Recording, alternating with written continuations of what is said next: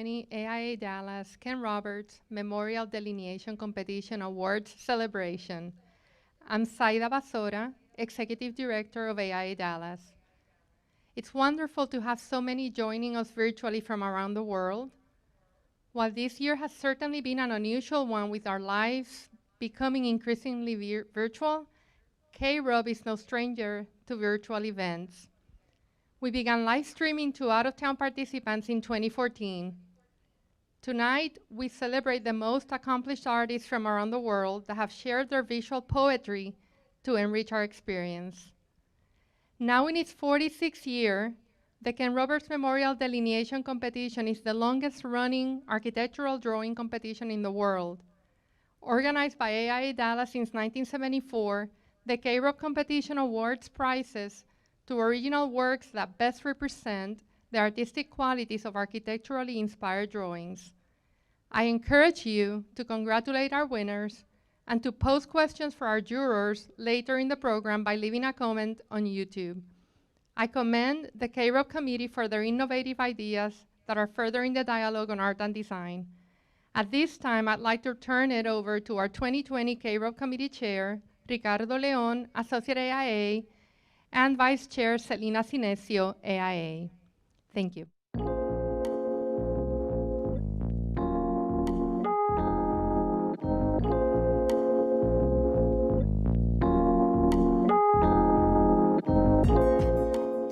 Hello, and welcome to the 46th Ken Roberts Memorial Delineation Competition. My name is Ricardo Leon. And I'm Celina Sinesio. We are the 2020 chair and co-chair for the KRob committee hosted by the Dallas, Texas chapter of the American Institute of Architects. Today, we honor exceptional talent of professionals and students alike and celebrate the best works of architectural representation from traditional hand drawing to conceptual digital techniques. This year, we received 396 entries from 22 different countries. Tonight, you will hear from our 3 jurors who are joining us live to discuss each winning entry and the future of architectural imagination.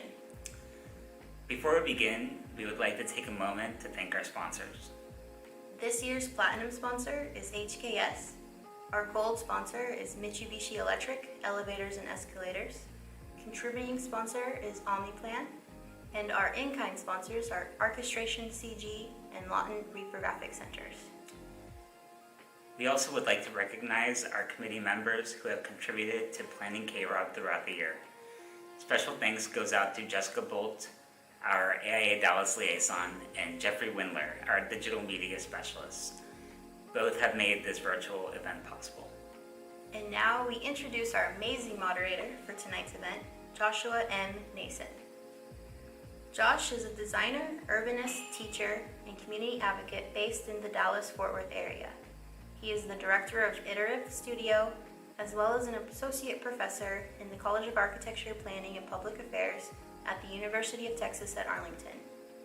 Educated at Texas Tech University and Cornell University, Joshua is interested in the complex, interdependent nature of individual, communal, and spatial identities. Aimed at investigating people's relationship to place, his work attempts to lay forth working thinking processors as active investigative tools which such relationships can be examined and constructed as inherently meditative and experiential contexts. With that, thank you for joining us, and we hope you enjoyed the show. Take it away, Josh.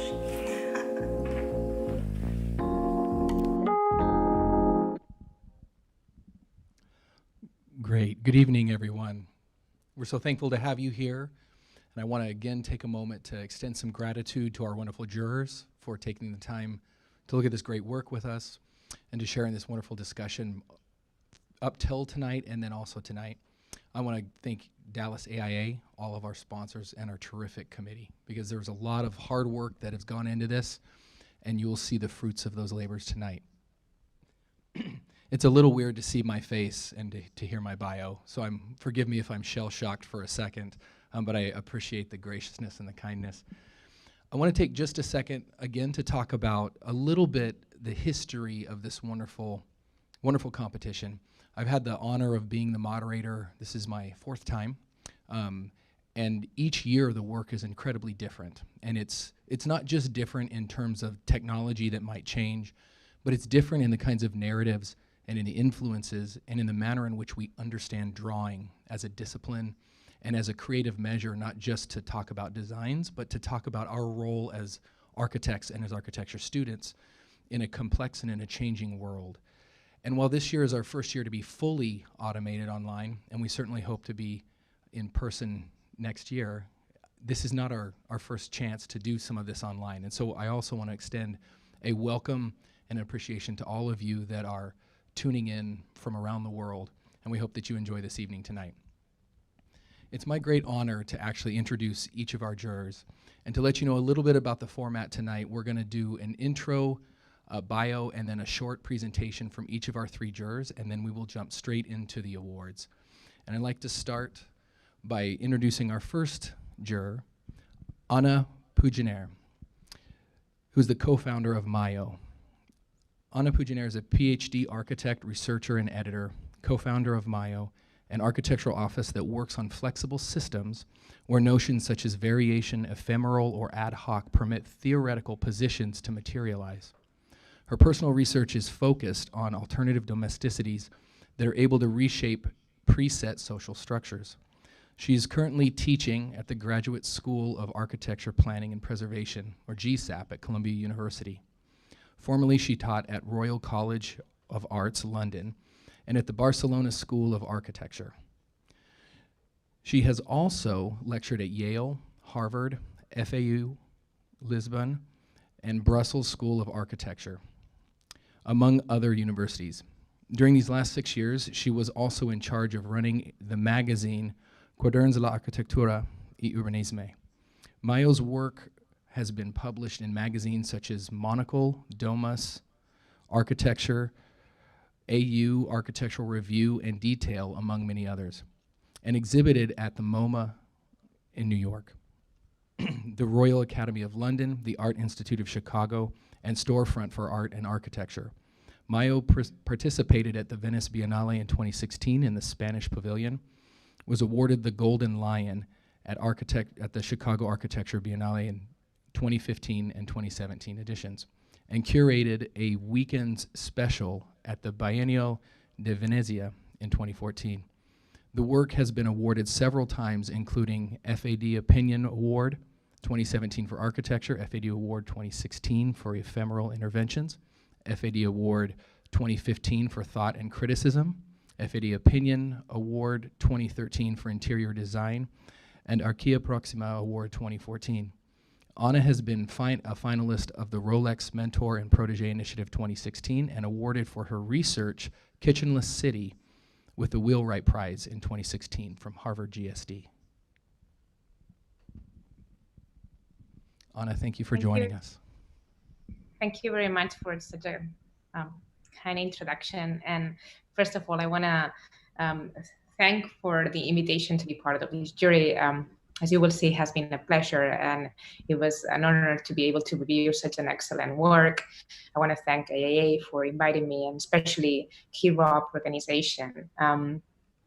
As mentioned, I run a practice called MAIO. I think we can go through the images next. And that it's based mainly in Barcelona. Due to teaching, I have this kind of double life in between New York and Spain and Barcelona. And our office opened in 2012 with as an answer of the economical crisis that we were living in. I think that the space explains very well how our practice operates. We do gather around this long table of 12 meters and a half in which many disciplines do gather, and we share the space at the beginning for obviously practical reasons, but mostly with the aim of discuss and understand what was going on at the time. Next. So we always have this kind of motto from the beginning, nothing will last from all of this. This is a signal that it's actually at the office. Nothing will last from all of this, help us to go through a crisis that we're still is still going on, but also through the years, it helped us to, at the end, it started to be rooted with the way we understood we understand architecture itself. So through the years, we have realized that this motto, nothing will last from all of this, that relates with time, started to be embedded and rooted within our projects. We have been designing architectures that do relate with time and do allow things to change through time. Next. Probably one of the most well-known projects that that express our way of understanding architecture is a housing block that we built in 2016 in the neighborhood of Eixample, Barcelona. Next. For those of you that you're not acquainted with the neighborhood, it's a neighborhood that was defined in the 19th century that allowed the city to expand enormously. And it's defined by a grid of eternal growth. Next. That we have been always obsessed by its capacity of, despite being homogeneous, containing all kind of heterogeneity. Next. And we have been always fascinated by the capacity of change through time without changing its physiognomy. So the neighborhood has changed from being a housing block, a housing use, to an office use, to back again to housing nowadays. And its physiognomy hasn't changed almost nothing. Next. So we found that the key element of this flexibility, this capacity of being of adapting different uses, was precisely the original typology, in which, as you see in the image, is very difficult to recognize the uses, the domestic uses of each of the rooms, because the space, the size of the rooms are more or less equal. Next. So we come up with the idea of building a new housing block in the same neighborhood that recognize the tradition of these semi-equal rooms and the capacity of them to adapt to different uses. So we started talking about the idea of a generic room, a room which domestic use is not predetermined and can hold any kind of uses, from living room to bedroom to dining room, etc. Next. Next. So the apartment block is composed by 110 rooms. Each apartment contains 5 rooms, and even the kitchen can be placed anywhere due to the position of the bathrooms, which allow all supplies to be installed. Next. And apart from this capacity of holding any kind of domestic use, we started to talk about the idea not only to have generic domestic spaces, but also the need to have a domestic space which limits our diffuse and which can expand and decrease through time, adding or subtracting rooms. So that's why we call the apartment the apartment building 110 rooms, because all those rooms can be regrouped, answering to social changes and inhabitant needs. Next. And all these typological references do come from research. So most of our projects do have a strong link with research. This is a floor plan that appears in research that I did for many years about kitchenless living in New York at the birth of the 20th century. Next. In which most of the apartments, apart from being kitchenless, they had this capacity to grow and decrease the apartment size. The book is coming up next year, so please stay tuned. Next. Next. And one of the key elements of this flexibility are also the doors, which for us were also loopholes, legal loopholes, to be able to push a new typology, a new housing typology that not only fulfilled the law, but through the its illegality, was able to push the normal typology that was being built until then. Next. Next. Next. Next. So the ground floor, on the other side, on the other hand, it's composed by this space which tries to get the most of the collective, and it's again a reenactment of how housing blocks were built in the area. Next. I'm not gonna go to my tutorials, but next. It's through materiality and color through which the collective is represented. Next. Next. Next.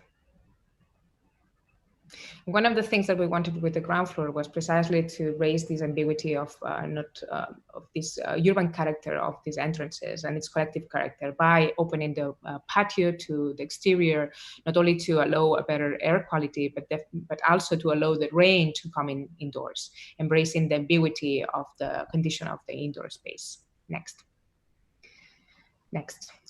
So I think that we can keep on next. So one of the questions that we receive often about this project is precisely if they have changed through time. Next. And we always answer that what we value is not the capacity that if they did change or not, but definitely the capacity to change. Next.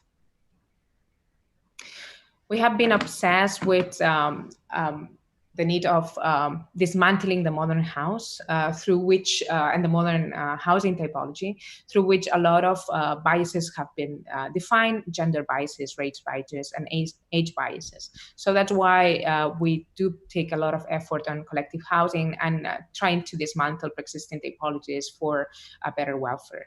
Next. And I'm going to just explain this little project as a contraposition. We were invited to do an installation in the Architect Association Barcelona. Next. And when we arrived to the space was totally empty. But we realized for the first time, because usually this exhibition space is always crowded with things, and we realized for the first time that the space is in front of a magnificent square. So we decided that our installation had to be about the square itself, but not the indoor space. Next.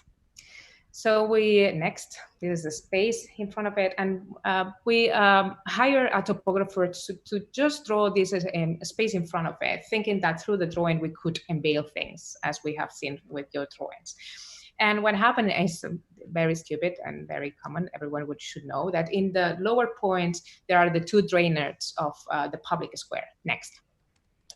So we decided basically to block those drainage. Next. Because we knew that the day of the opening was supposed to pour rain in Barcelona. Next. And on the top of our topographical drawing, next, we just draw a lake. So inside the room and the exhibition space, we just place this drawing, the drawing of a lake in front of the square, in the square in front of the space. And obviously, as soon as you build an ephemeral installation, nothing that you expected happens. That day, the day of the opening, with hundreds of visitors expecting to see something, nothing was there because not even a drop of rain fell into the space. So obviously the lake didn't appear, but the drawing that was placed there allowed the visitor to start imagining what could have happened. The drawing was able to unveil the imagination of this beautiful landscape on that dry square in Barcelona and transversing the stone into a nature which reality was more watery. And the truth is that suddenly we realized, as I was mentioning before, that for us it's not about if it's flexible, the space, or it's about the capacity of being flexible. And that's what we value about architecture, is the capacity of generating and envisioning things that can happen. Thank you.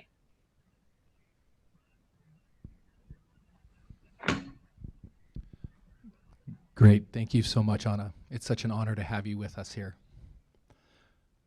I now get to introduce our second juror for the evening, Frank Jacobus, Associate Professor at Fay Jones School of Architecture and Design. Frank is an associate professor at the Fay Jones School and principal architect of the award-winning architecture firm Silo R+D. Frank is currently the associate department head and has served as the 21st Century Endowed Chair for Construction and Technology within the school. Frank is an award-winning educator, having most recently won the prestigious Imhoff Award and Tau Sigma Delta Silver Medallion. He has coordinated and taught all levels of design studio, furniture design and construction, architectural programming, as well as the graduate and undergraduate seminars related to his research, and has led numerous design build projects for the school. As co-principal of Silo R+D, Frank has completed residential and institutional projects across the United States for a variety of clients and communities. Renowned for its resourceful design and execution, Silo R&D's work has been featured by the Wall Street Journal, CNN, Architect, the Architect's newspaper, Azure, Slate, Dwell, Salon, and Fast Company. Silo's architecture is recognized nationally and internationally with design awards and was selected recently for as an emerging voice by the Architectural League of New York in 2016, and as a Next Progressive in 2018 by Architecture Magazine. Among Frank's recent projects are the Visual Biography of Color, published by Oro Editions in 2017, Archographic and Infographic Look at Architecture, published by Lawrence King in 2015, and the upcoming book titled The Making of Things, Modeling Processes and Effects in Architecture, to be published by Routledge in 2021. Frank, thank you for joining us tonight. Thanks for having me. Thanks for the great introduction. And like Anna, I just want to thank the committee and all the work that went into putting this together. And I've had such a great time already looking at the work and talking with my fellow jurors and talking with the other committee members. Next slide. I'm going to give a quick lecture, a quick talk about a wide range of work, just some of the recent ideas and things that both the practice is working on and then I'm working on independently as well. Silo is a firm that works mainly, it works across the country, but our sort of home bases are Ohio, Arkansas, and North Carolina. I think you can tell just by looking at the first image, we're indebted to the idea of abstraction, the idea of how buildings relate in their site. We look closely at precedent, and in many cases we wear precedent on our sleeve, and we're not, we don't necessarily, we're not afraid to talk about exactly where some of these projects and their ideas come from. This is a house called Hillside Rock, which we see as a counterpoint to the land, a way of celebrating the land through its opposite. And you can kind of tell just in the way the trees create shadows along the surface of the building and the way it sets off against its green environment, that it becomes the environment's other. But then when we look at the interior of this project, we wanted there to be this haptic connection with the land. It sits on a hillside. The clients would often picnic on this site, and we wanted them to live in this place that actually felt like the land that the house was placed in. Next. So as I said, we look hard at precedents. I'm co-principal of the firm, and my partner and I are always talking about other buildings and other paintings and anything out in the world that we're encountering. We're in this constant dialogue about these things. I think a lot of the projects emerge from that dialogue. This is a house called Boxy Bridge, and the area that it's in, it's a super tight site, and the area that it's in has this eclectic mix of geometries and houses and commercial buildings, and the house, I think, grew out of this. The form and space of the house grew out of that nesting of strange geometries together. Next. We also, in addition to sort of being indebted to or really being fascinated by abstraction generally, we also look into metaphor and talk a lot about metaphor. This is a house that we did for my parents called the Heads House. And the heads that you see at the bottom right there were sculptures that were done by my grandfather. Now, I never met my grandfather. He passed away basically the year I was born, so never got a chance to meet him. But his paintings and his sculptures were throughout our house as we grew up. And so I always felt like I got to know him through his work. And so when my parents asked me to design a house for them, I wanted to basically, through metaphor, capture the idea of these heads, these cardboard heads that he had created, and then their years growing up in Connecticut and the salt box forms and the red barn forms. And so this house becomes a merging of these many stories together into a single project. Next. I also love furniture. Anybody who sort of spends any time with me knows that I'm obsessed with chairs. And so I've made a number of chairs and taught furniture design over the years. And so these are two of the more recent chairs. The one on the left is called the Type Chair, and it's a 3D printed chair that uses an algorithm that nests letters together. So if you're a Helvetica fan, then maybe this chair is for you, or if you like wingdings, You know, you could actually use the script to create a wingdings chair, but the script also optimizes the nesting so that we drive down the price of 3D printing. So we were looking into the original cost, I think, on this chair was $2,400 to print, and we didn't have $2,400. So we said, how do we create an algorithm that actually drives that price down? And not that we got it to be cheap necessarily, but we did end up driving it down to $1,000 per chair. And I think the idea there was to create a kind of interaction with a lay audience that becomes at least more affordable.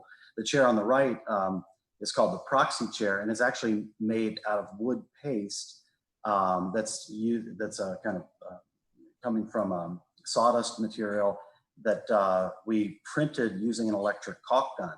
So this was an idea of saying, hey, if we don't have a robot, if we can't afford a robot, we can go buy a $40 caulk gun at Lowe's or Home Depot or something like that. We can actually manually print this chair to replicate what might happen in a robotics process. Next. I'm also, if I'm in love with chairs, I'm also in love with pretty much anything visual and funky. And so I did a book a while back, 2015, I think, Archographic, where we basically dissected architecture's culture into these information graphics. And then a couple of years later, I did a book called The Visual Biography of Color, where we did the same thing to color as a cultural phenomenon. So for instance, the diagram on the right, it's a cropped diagram of taking every green subway station across all the big cities in the world and collapsing them into a new map. And so just looking at where green occurs in different environments. And so the book basically celebrates the cultural phenomenon of color. Next. And so I'm also sort of as a way of thinking through ideas, but also just, you know, as a way of exploring what some people might call outside of architecture. I really see all of these things, the furniture and the books and all this stuff as a singular thing, but I also work on paintings and drawings and that sort of thing. Next. So I've been recently in this new mode of thinking or new mode of making work that I call entelechy or entelicism. So I didn't know what entelechy was maybe 2 months ago or 3 months ago, however long this was. These are really recent iPad digital artwork. And so I looked this up, and it's the vital principle that causes organisms to function. And so not to get too deep into the work, but it has to do with metaphor, and it has to do with these sort of underlying principles, lines. Next. Next. The simultaneity of different forms, really thinking deeply about the work of Arnheim, Carl Jung, Georgie Kepish, Ben Shawn, Paul Klee, Mark Johnson, George Lakoff, and others. Next. So these are all just 12 by 12 inch format on the iPad, like I said. Next. They use symbol, metaphor, abstraction, visual dynamics, embodied cognition, and they're really at the extreme beginning of their existence. In other words, like I'm trying to just work my way through these ideas. Next. So I also think of, like, I don't know if those out there know the work of Jim Flora, and then my own grandfather's work this probably has some resemblance to that as well. And so just really thinking through these other authors, again, like I said, I'm not bashful about where things come from and trying to sort of name my sources and stuff like that.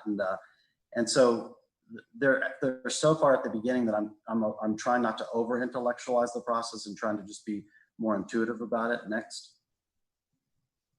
So my hope and my thought and what I've talked to my wife about on our walks and stuff is, how do these things begin to three-dimensionalize? Next.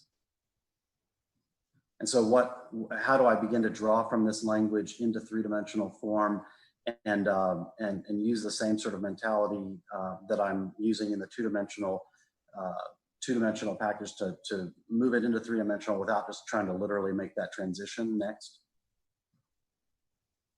And so this is just sort of closing out, but I loved seeing the work, and I loved just looking it through all the competition entries. I was super inspired by what I was seeing. Next. And again, I just wanted to take a moment to thank the jury, and I hope there's a great conversation to come. Next. So hopefully, if you enjoy the work, look us up on Instagram and either Silo Arc or FRCJ on Instagram. Next. Thank you very much.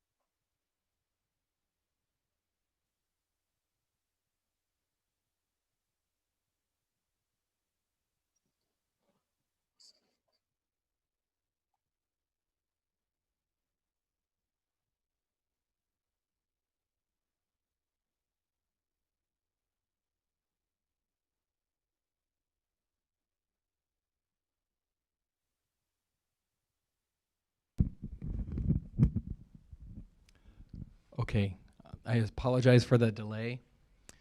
We had some microphone issues. I'll talk quieter so I use less of the battery as we go throughout the rest of the night. Thank you, Frank, very much. It's my honor now to introduce our third juror for the evening, Neyran Turan, partner at NEMESTUDIO. Neyran is an architect and partner at NEMESTUDIO. She's currently an associate professor at the University of California, Berkeley. NEMESTUDIO has been recognized with several awards, most recently the 2016 Architectural League of New York Prize for Young Architects. Multiple citations at the 2016, 2017, 2018, and 2019, the Architects Newspaper Best of Design Awards, a notable award at the Core 77 Design Awards in 2017, an ACSA Faculty Design Award, and multiple Graham Foundation for Advanced Studies in the Fine Arts Awards. NEMESTUDIO's work, ranging from installations to buildings and landscapes, has been widely published and exhibited internationally at the Seoul Biennial of Architecture and Urbanism, Storefront Art and Architecture Gallery, Architecture and Design Museum in Los Angeles, Yerba Buena Center for the Arts in San Francisco, ADIS Architectural Foundation, Forum in, I'm gonna start that one over. The ADIS Architectural Forum Gallery in Berlin, Betts Project in London, Benvard Gallery in Columbus, Istanbul Design Biennale, and among other venues. Turan's work focuses on alternative forms of environmental imagination and their capacity for new aesthetic and political trajectories within architecture and urbanism. She is founding chief editor of the Harvard University's Graduate School of Design journal, New Geographies, and was the editor-in-chief of the first two volumes for the journal New Geographies Zero and New Geographies After Zero.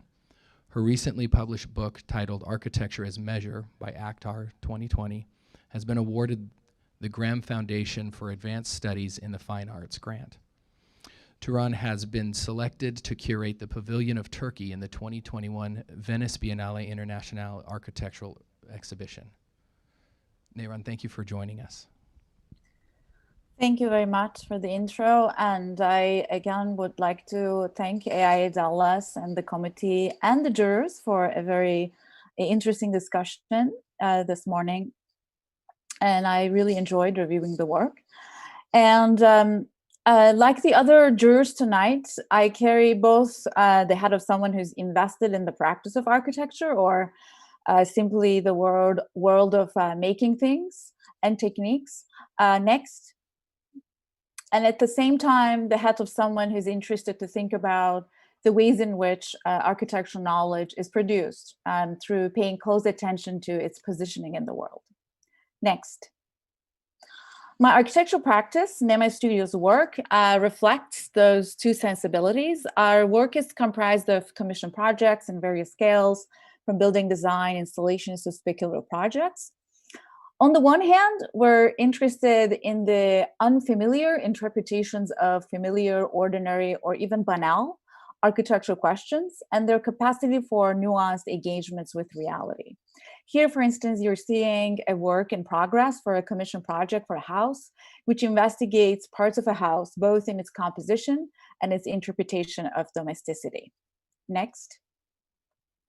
On the other hand, in an attempt to expand our disciplinary imagination, as a practice, we're interested to use familiar architectural strategies on what is considered to be unfamiliar for architecture and bring them into disciplinary consciousness. While doing so, some of our projects misuse familiar techniques and forms from architecture history by dismantling their original myths and to tell maybe more difficult stories. For instance, you're here seeing our 2017 Middle Earth project, which repurposes the diorama in a natural history museum to demystify myths about climate change. Next. In parallel to that, the design techniques that are deployed in our projects focus on the politics of architecture's own making, assembly, and unmaking. For instance, here you're seeing Manual of Instructions, a project done for last year's Seoul Architecture Biennale. The project looks at the mundane aspects of architectural staging and construction. It revolves around absurdities of a controversial infrastructural canal project in Istanbul and sets a dialogue between large-scale construction and the quotidian day-to-day workings of architecture. Next.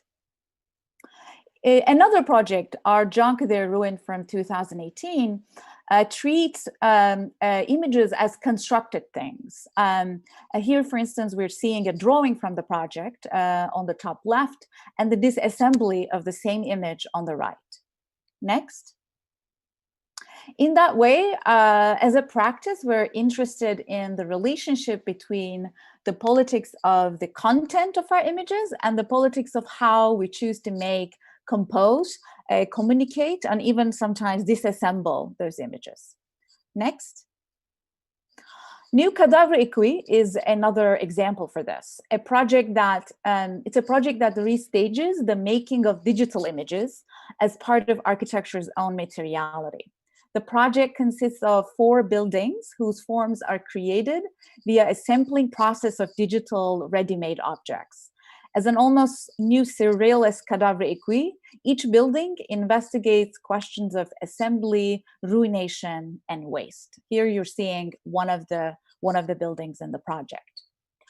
For us, these kinds of questions are interesting and important, not just to think about the role of representation for design per se, but also, and more importantly perhaps, a way of thinking about the very making of architecture. For us, every instance of the very making of architecture is always a statement about its specific placement in the world. Next. This ambition has been recently expanded in my recently published book this year. It was published a couple of months ago, Architecture as Measure from Akhtar.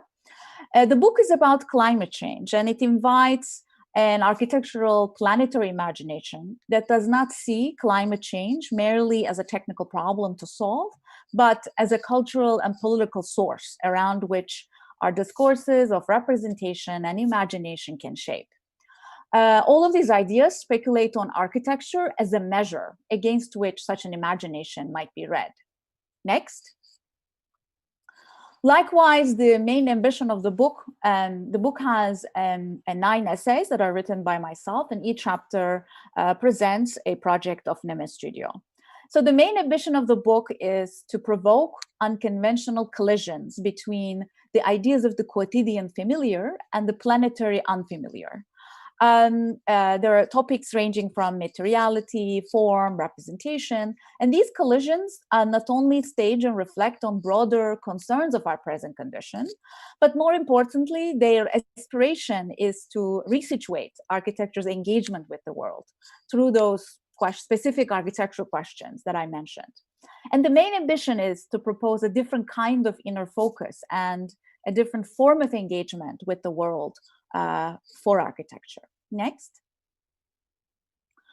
For us, there are 2 reasons why this kind of working is important and powerful to think about architecture. First, is to refuse narrow interpretations of realism on the one hand, and imagination on the other.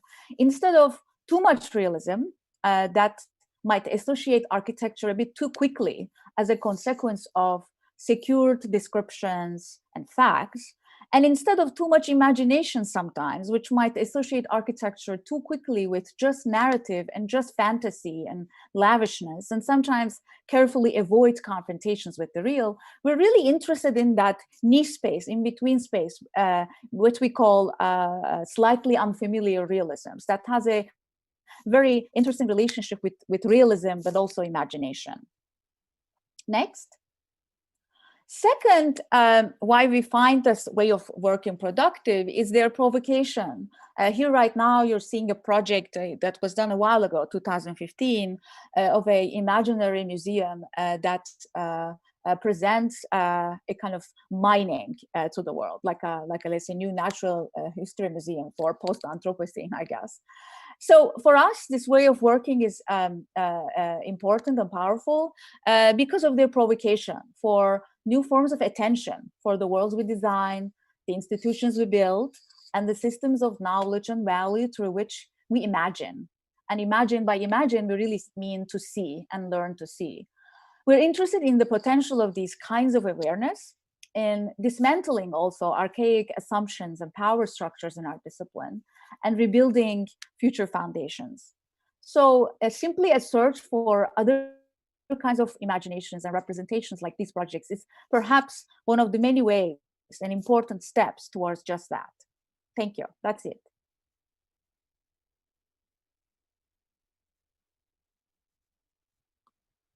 I think the microphone is gone again. Is it back? You're back. Yeah. I want to apologize to everyone watching for the fact that my mic works.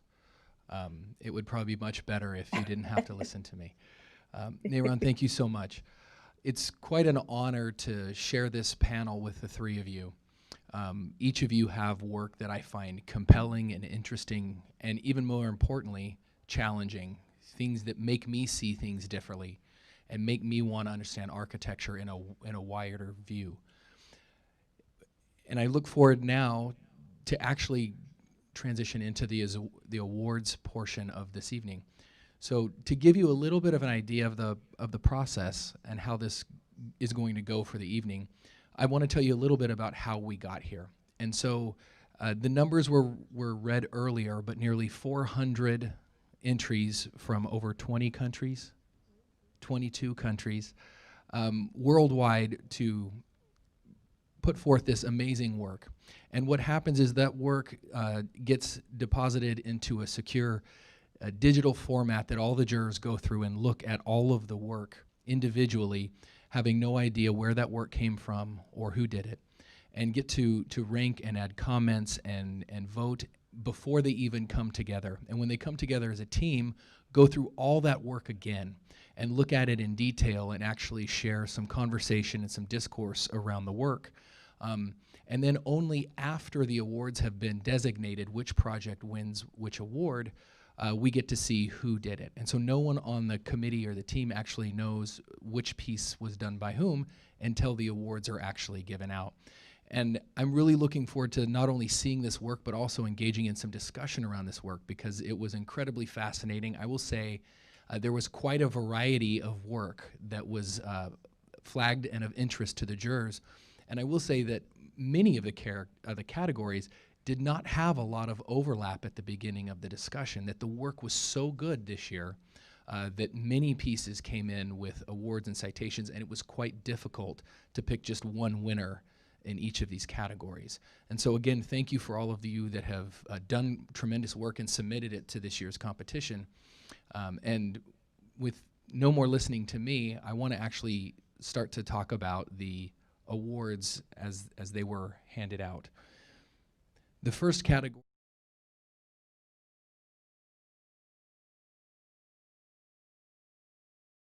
award.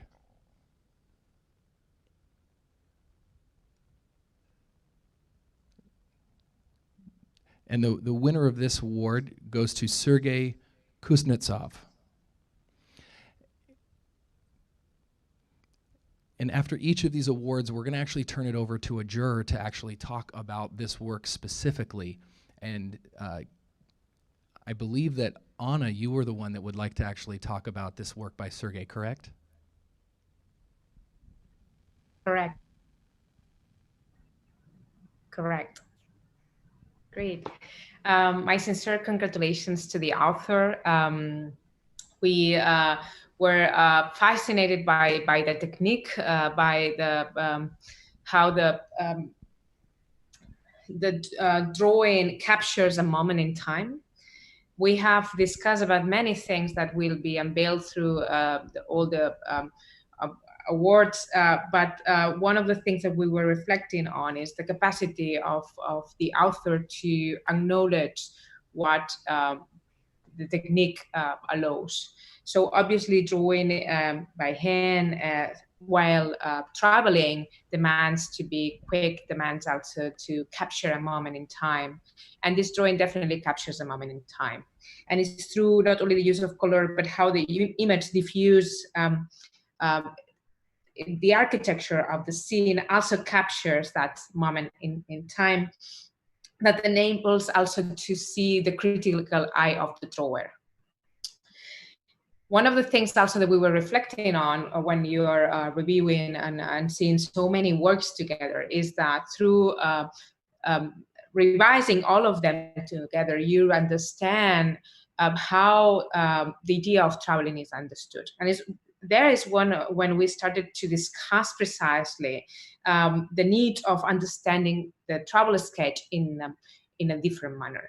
We found that most of the submissions captured those moments that definitely recall to previous times and recall definitely to the idea of the grand tour from the 17th and 18th century. Definitely an idea of travel that comes from our Western perspective.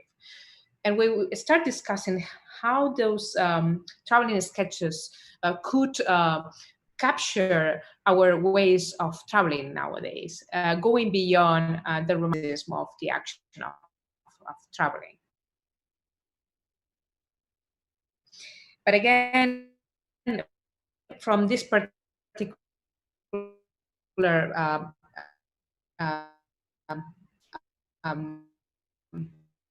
tension of capturing a moment of time while the experience of visiting something. Again, I think, Josh, we're allowed to. Absolutely. Yeah, please do share, Frank.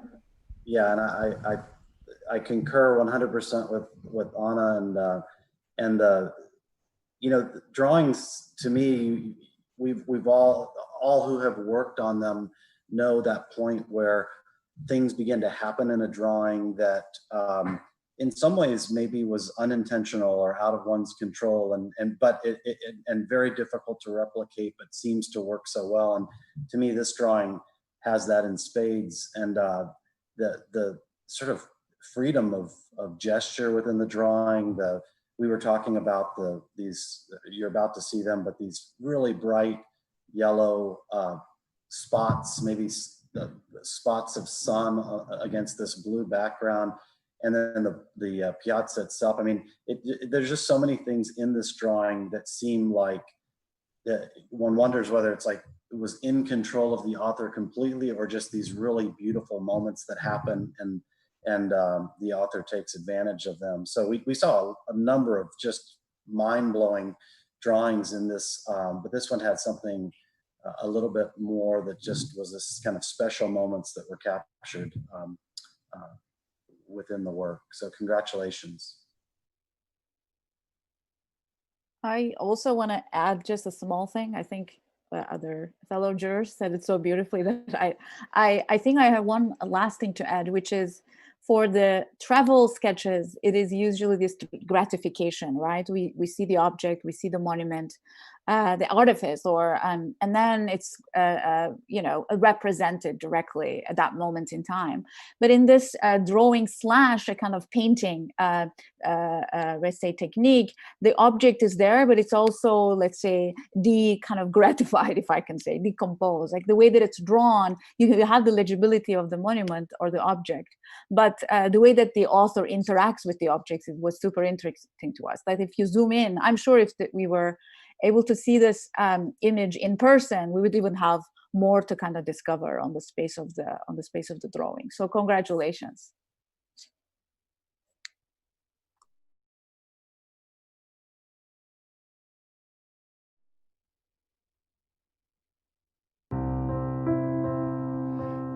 Yeah, that was something that stood out to me in the deliberations, that each of the jurors talked about a notion of presence in this drawing, that there was a certain inhabitants that was alternative to just visiting or just being at a place, but actually witnessing an open-ended reading that was contextual at a deeper level. And I really appreciated that about many of the works that we saw today, but this one in particular by Sergey. So again, Sergey, congratulations on this. As the winner of this year's Kevin Sloan Prize for Best Travel Sketch. The next award that we have to hand out is for animation.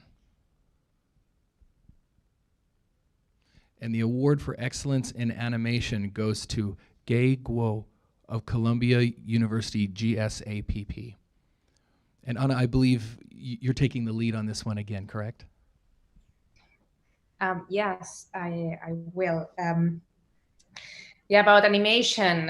What to talk about animation? When we value a lot the capacity of those pieces to, of those works to understand the value of time and how time allows us to deal with the idea of narration, the idea of montage as well.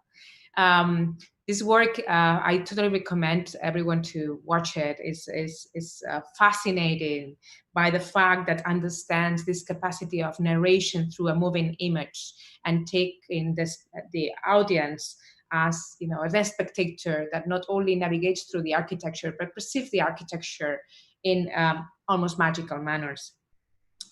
The idea of unexpected is there. It was actually the famous filmmaker Einstein that to explain the idea of a montage in filmmaking, he referred to the action of placing two images together, and suddenly through that action of placing two images together, a third one that was unexpected emerges. So the idea of unexpected is in this work by Gego definitely work out. To make a digital animation, we have to think also about the capacity of what means to produce with the digital time, but also suddenly everything, as such as gravity, has another sense. And in the animation, that idea of a place that lacks of gravity appears. Again, dealing with the idea of the unexpected, and suddenly different scales coexist. Not only scales, but also different realities coexist at the same time and collide. There's a particular moment in the movie in which the viewer, the spectator, it's in place inside a building, and suddenly you see yourself getting out of a teacup or a coffee cup. So allowing the spectator to imagine that precisely that building is contained within that cup of coffee, recalling here Alice in Wonderland. So with no more, I think that I'm talking too much, but definitely you can see how much we appreciate the work. Despite, again, as we mentioned at the beginning, we were very intrigued and fascinated by many other animations that were proposed and submitted. Congratulations to the applicant. Thank you, Anna. Frank or Neyran, would you like to speak? I think we had really interesting discussions this morning about not just only animation, but other I think, categories, the idea of technique. I think that where in each case, an idea was brought up in the discussions of an awareness of technique. And I think we were always drawn into works that were aware of the technique that they were using, and then, made something else with that technique. So, and then this project we thought is a perfect example of that, that it's a maybe new form of understanding images, that moving images, and literally it kind of collides architectural space with the idea of the moving image. So we can see both of these things operating at the same time and even questioning one another. Is it an architectural space or is it an image? And we thought that it was very inventive that way. Yeah, I think Anna and Neyran have expressed this much better than I ever could, but I would just add to what they've said by saying the way that the author folds you in and out of space and makes you question what kind of space you're looking at. An elevation becomes a plan. You completely kind of wrap the space inside out. All of a sudden you wonder if you're emerging out of the teacup or the coffee cup, as was said earlier. And so to me, as I looked more and more at this, that sort of movement through a space that's constantly unfolding and rewrapping around you, I thought was just quite beautiful. So congratulations. Absolutely.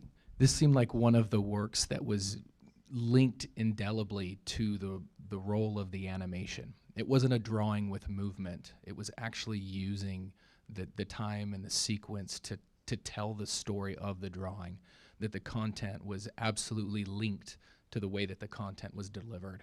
And that was incredibly powerful. Our next award is the Award for Professional Hand Delineation. And that award goes to Roland Escalona by Danielian Associates. And Frank, I believe the mic goes to you now to talk about this drawing. Yes, and Roland, I need to meet you. This is just when we were talking about this one, it's just so incredible as a drawing. I hope your screens are large enough to see what's really going on in this drawing.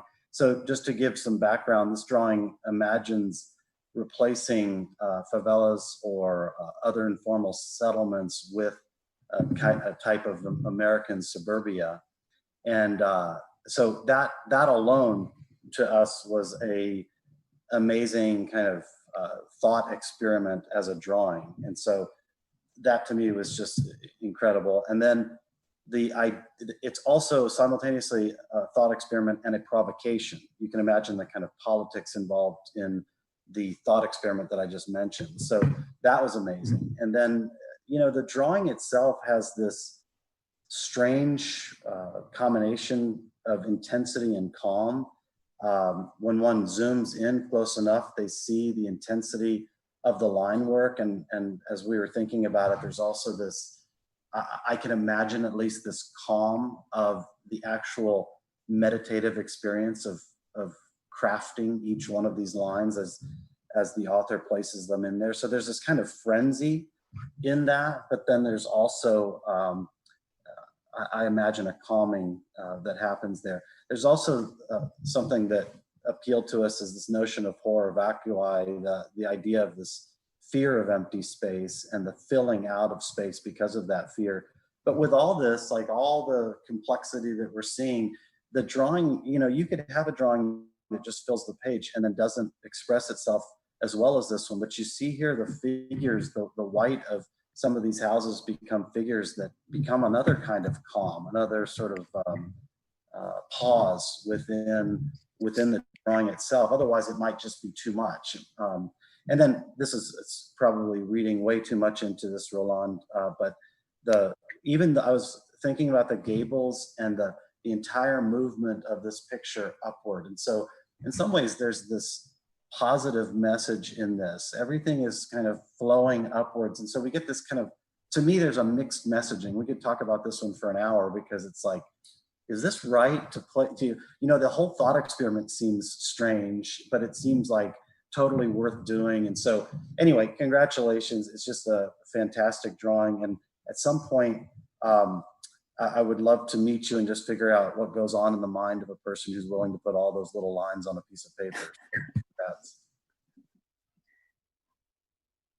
I might follow on this one. I think the it's interesting to me that when we all draw digitally, right? It's pretty obvious to us that we can zoom in and out, like we can detail something in a hyper intense manner in Rhino or Illustrator, Photoshop, and then we zoom out, right? And then the intensity is built in. But when you think about hand drawings, it is a different game here. That it's really, I don't want to say harder, but it's different. There's no zoom in and out in a it's like a one-to-one experience. So then it requires, I think, a different level of engagement to be able to again go into that much detail. And I think that as I was zooming in digitally into this drawing, it was super interesting that there was that kind of tension that Frank was talking about, that there is intensity, and also you want to imagine. I would actually not only meet the author, but also watch him or her or they drawing this, right? What is that experience of the drawing of this drawing, where there's no zooming in and out, right? Is it really like from probably? I mean, there are a couple of technical things going on, but that patience. For me was super interesting, and also the way that it is a juxtaposed kind of hyper elevation, right? That it doesn't seem like topographic, but there's something unreal about it, but done in a very, very patient and meticulous way. So congratulations. I want to follow up on that because one of the conversations that we had was very interesting. Is the capacity of drawing, and more precisely hand drawing, to be critical. So the action of going beyond taking the pictures, the action of positioning yourself in front of something and capturing what needs to be captured in a drawing is already an action of critical position. So basically what we leave outside or where we include. The fact that, for instance, there are no electric cables, for instance, in this drawing, like those things already say a lot. So we value those drawings, and most of the finalists did have that capacity of being critical through selection. Also, we value a lot the action of understanding drawing to unveil what is not there also. So to have a point of view that suddenly a reality emerges through that drawing that might come from a close context even, or a thing that it's known for everyone by anyone. But suddenly the action of drawing allows us to unveil a complete different perspective. And as you might imagine, we value a lot the excellence. So all of our finalists do have, extraordinary skills and excellence in the performability of this hand drawing. Congratulations to the author. Yes, I echo that. Congratulations. As the jurors are saying, the curation of domesticity in this drawing is particularly intense and interesting. The kind of layering, the abstraction, the omission, the focus that this brings is really incredible. Roland, congratulations. I want to actually say the proper name of this award, because in my haste, I forgot to recognize the sponsor. This is the HKS Award for Excellence in Hand Delineation in the professional category.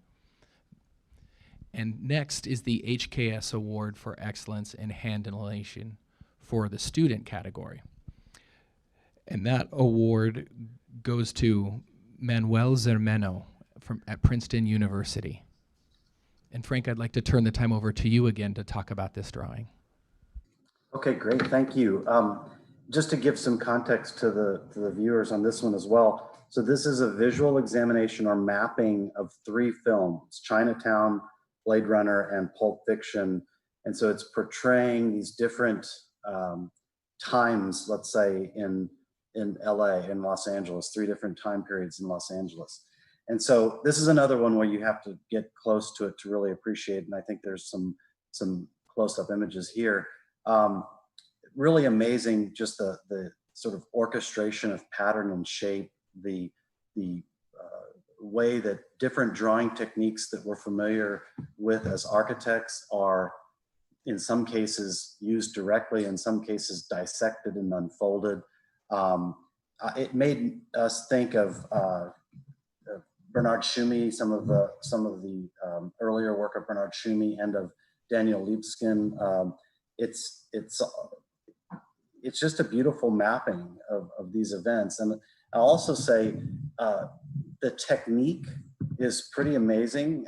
It's graphite on vellum. It's on 2 layers of vellum, and so the students using this medium in a pretty nice and amazing way, like really being thoughtful about what happens on the top side versus the underside, and then the second layer of vellum. And also, I know, again, this is my, in each one I'll do a little bit of a potential overreach, but I also think of this as a kind of maybe Piero della Francesca or Ghiberti. It made me think of the baptistry doors, and it may be even though it reminded us of some other work that we've seen, it also may be a new way of expressing a kind of story and a new way of expressing idea. I'll say lastly that there's some things, and this would be interesting if we got into this discussion earlier. If we don't, that's fine, but there's some amazing things about the work that we're seeing where we can intellectualize it, and it becomes really, this is a perfect example of a project that could become good because of how it's beginning to unravel these stories, these films that it's unraveling. But in some ways, this work is good whether we know it's unraveling those stories or not. It's good on its own. It's good because of its proportions. It's good because of how the hand has worked along the page. It's good because of its shapes. And so in some ways, like, I don't necessarily need to know the story to know that this is a beautiful piece of work. And but knowing the story makes it interesting and makes it worth moving into even further. So congratulations to the author.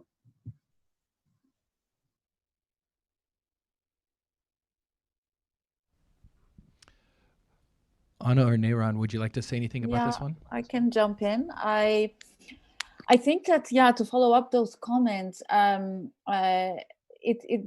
this notion, there are 2 things. Like, one, something we talked earlier about the detail, hyperintensity, and obsession. Definitely, I think all of the picks for today, meaning in all categories, are obsessed in something drawing in architecture, definitely, and this is one of them.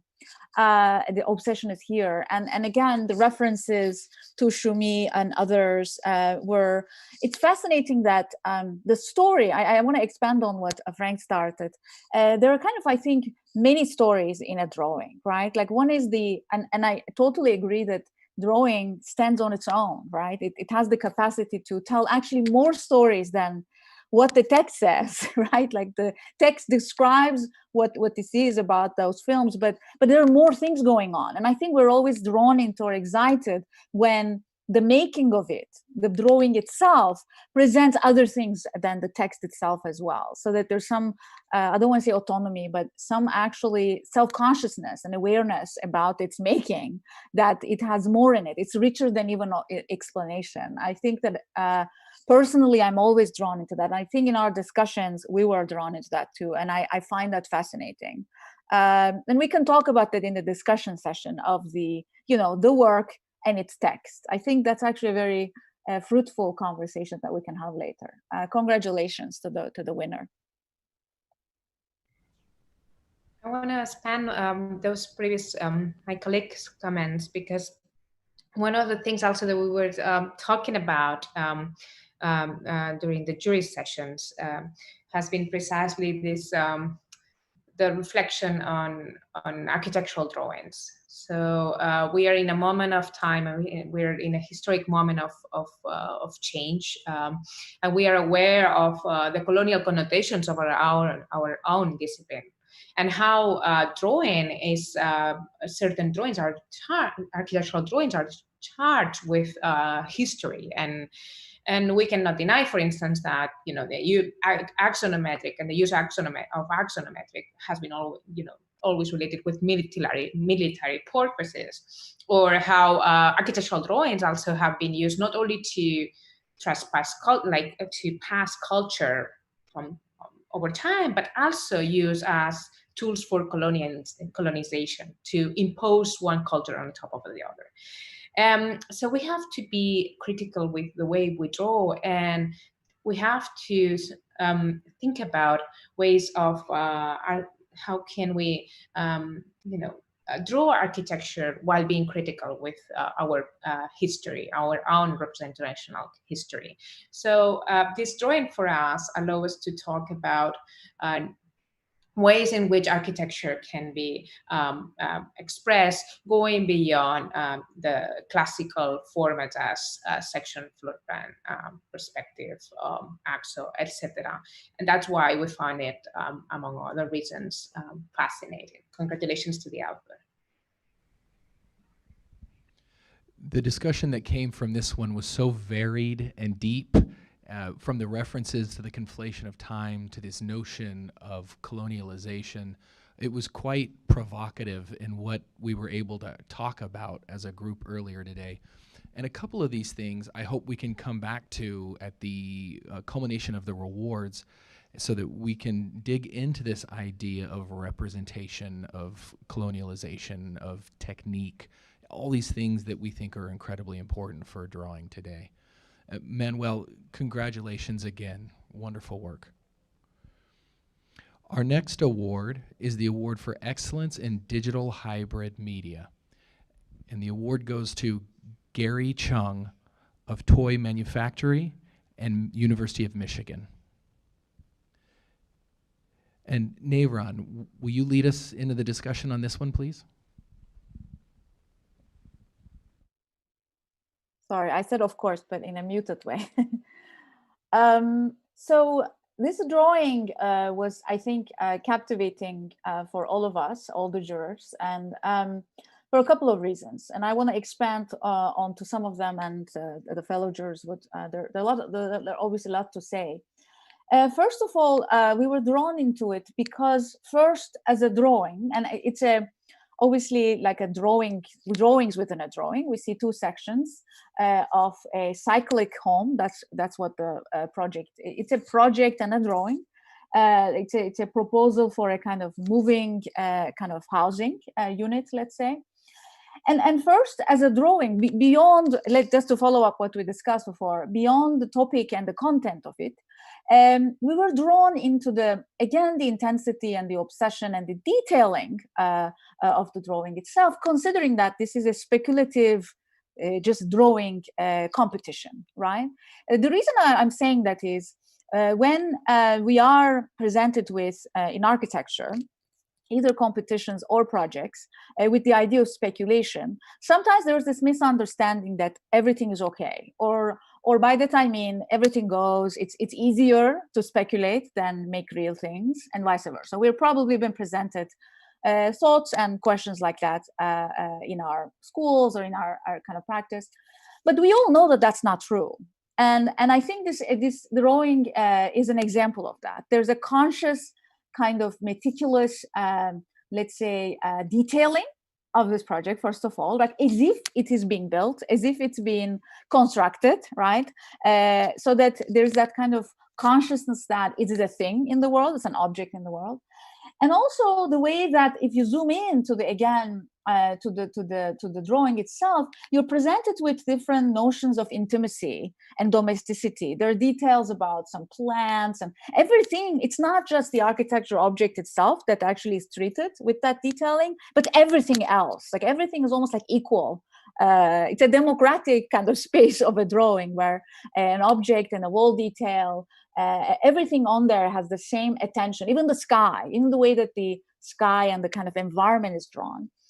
And I think that was super powerful for us. And I find the word intimacy, and I think the author uses that word as well in the description, super interesting, because how do you, in a way, I mean, yes, it's a house because there is that kind of notion of intimacy, but also it's a very intimate drawing in that sense, that when you zoom in, the more you zoom in and you get into the details of this housing unit, it becomes interesting. And soon, maybe you might realize that it's actually moving kind of house, that there are wheels, and even those things are actually detailed out of how, like a train, you know, how this housing unit would move, and it would create moving images around it. So there's that kind of imaginary aspect to it as well. I would like to congratulate the author. It's a really great piece, and congratulations.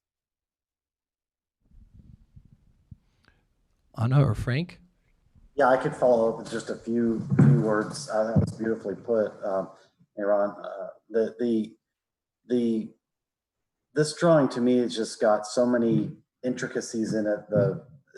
We were talking about the softness of the coloration and line weights. There's some playfulness with, are we looking at this thing through a window? So are we sort of imagining this thing in the world through this window? And then as Neyran said, like, it's presented to us as such a real thing, yet simultaneously a fantasy. And then as we look closer, you know, arched windows that are then inverted upside down on the lower floor. So there's some sort of reflection happening from the upper and lower floor. And then this is that sort of theater in the round as it travels along. So it's simultaneously playful, mysterious, beautiful, beautifully drawn. Then lastly, I would just say, from a kind of visual dynamic point of view, that the author's presenting this thing that moves and this thing that's in the round. So it's, but presenting it in a sort of traditionally static way, right? It's a symmetrical drawing. And so to me, that's such a bold move in this, to present this thing that's mobile in a static way. I think just kind of anchors it there for us and lets us just really get into it and examine it. So congratulations. I want to add to these comments a conversation that was very interesting. As if, for instance, with the travel sketches, we realize about the cliche of this idea of sketching while traveling monuments and precisely and certain ruins, and you know, this cliche that comes from the Grand Tour in a romantic manner. In revising this category, this digital hybrid category, we realized that there were a lot of works that dealt with the idea of dystopia, and for us it was very interesting to realize about that, and probably, you know, it raises a lot of questions about our time. It might be the technique, the idea of the digital, that actually invites us to think about walls that are not real. And but how we envision those walls, it's at the end of the day, it's, you know, a representation of our time. So somehow we were thinking, you know, why those so dark imaginaries? Why the use of so much black? So this is a message for all creative people: be happy, keep positive. So with this drawing, it was one of those that didn't embrace dystopia, but more utopia, and for us was a nice surprise. We didn't award it because of that, obviously, but it allowed us to have a larger conversation of what are our interests today. Congratulations to the author. I want to second that. I think it was a wonderful moment to be able to talk about ideas of dystopia and utopia, but then ideas of optimism through drawing. And in such a heavy time in the world and so many things that are pulling us apart and causing us stress, you know, this drawing and some of the other drawings give us this moment of joy, this break from, not from reality, but understanding that hope and optimism can actually be communicated through a project. And I really appreciated that. I just want to note that one of the things that's different about this year, with the way it's being fed on YouTube, is the live chat. And we're watching it here in Dallas at ADX. And I hope that you all are watching these comments and sending congratulations to the winners and engaging in that conversation. It's good to see the excitement of those that are winning and the congratulations from others. And Gary, I echo what's being said in the chat. Congratulations, beautiful work, and you definitely are worthy of the Award for Excellence in Digital Hybrid Media for a Professional. Thank you. Next, our award is the Award for Excellence in Digital Hybrid Media for a Student. And this award goes to Georgine Botha at Cornell University.